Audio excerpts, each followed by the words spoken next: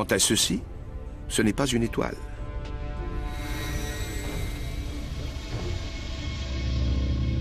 Ni une planète. Ça ne ressemble à rien de ce qu'on a pu voir jusqu'ici.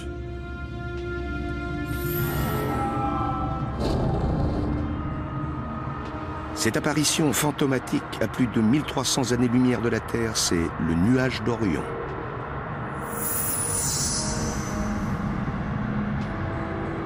Un nuage de gaz et de poussière tellement épais qu'il fait écran et nous empêche de voir au-delà.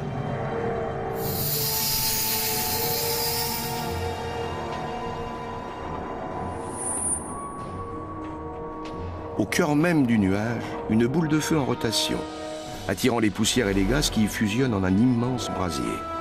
Tout comme une étoile, comme notre Soleil, mais un Soleil miniature.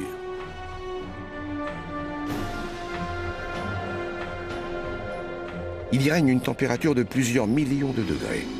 L'intensité de la chaleur déclenche des réactions nucléaires identiques à celles qui font briller notre Soleil. Elles produisent de l'énergie, des radiations, de la lumière. Une étoile est en train de naître.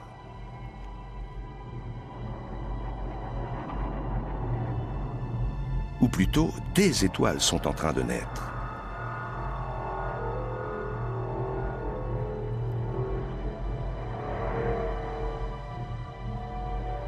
Le nuage d'Orion est une gigantesque pouponnière d'étoiles.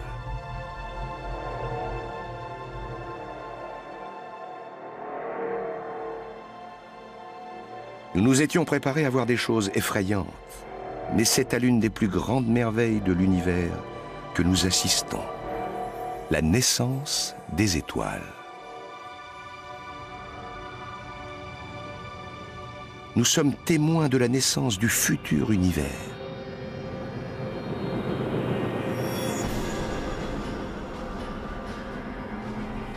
Mais peut-être avons-nous parlé trop vite.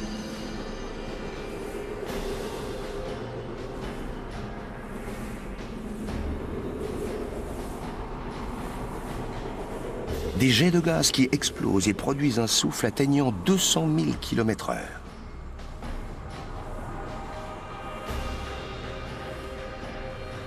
Des nuées de gaz et de poussière projetées sur des millions de kilomètres.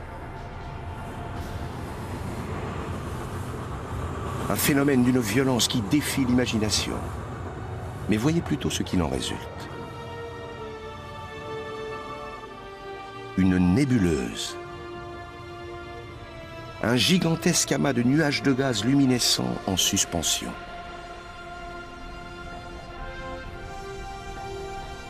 Il n'y a pas de vent dans l'espace. Ils mettront des milliers d'années à se disperser.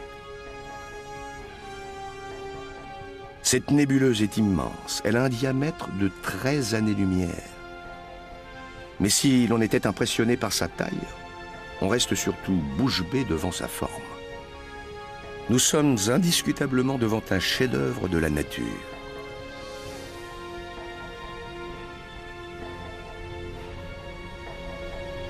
On dirait une gigantesque tête de cheval qui se cabre dans l'espace. Les étoiles naissent, puis grandissent. Et ensuite, que se passe-t-il ?